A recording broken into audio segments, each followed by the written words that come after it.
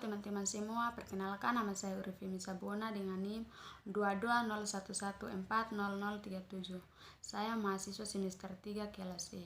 Pada video kali ini saya akan menjelaskan materi dengan topik pengembangan pendidikan multikultural.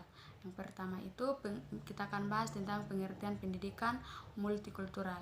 Pengembangan pendidikan multikultural merupakan proses pengembangan seluruh potensi manusia yang menghargai pluralitas dan heterogenitasnya, dengan didasarkan pada prinsip-prinsip persamaan, saling menghormati dan memiliki komitmen moral untuk sebuah keadilan sosial. Pendidikan multikultural merupakan sebuah pendekatan pengajaran dan pembelajaran yang didasarkan atas nilai-nilai demokratis yang mendorong berkembangnya pluralisme, budaya, dan hampir seluruh bentuk komprehensifnya. Pendidikan multikultural juga merupakan sebuah komitmen untuk meraih persamaan pendidikan, mengembangkan kurikulum yang menumbuhkan pemahaman tentang kelompok-kelompok etnik dan memberantas praktik-praktik penindasan. Yang kedua itu sejarah pengembangan pendidikan multikultural di Indonesia.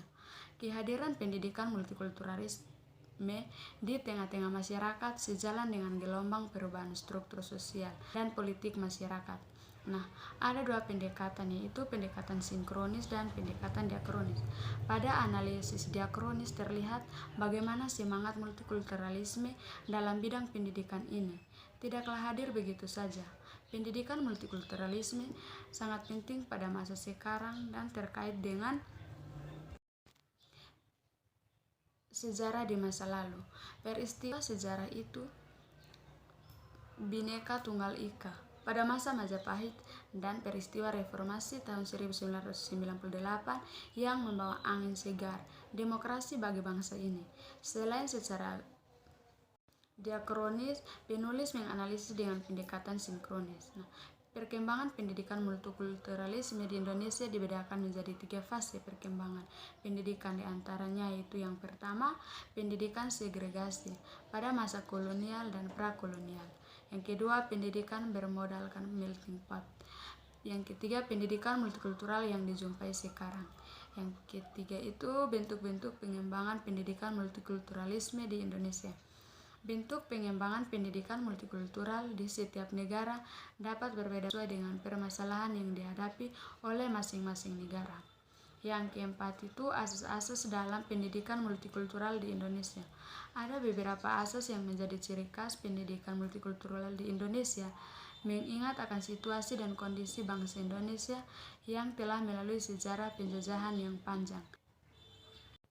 Asas yang pertama, wawasan nasional kebangsaan. Asas ini menekankan pada konsep kenasionalan atau kebangsaan, berdasarkan kepemilikan bersama dan menjadi ciri khas suatu bangsa. Yang kedua, asas Bhinneka Tunggal Ika atau perbedaan dalam persatuan.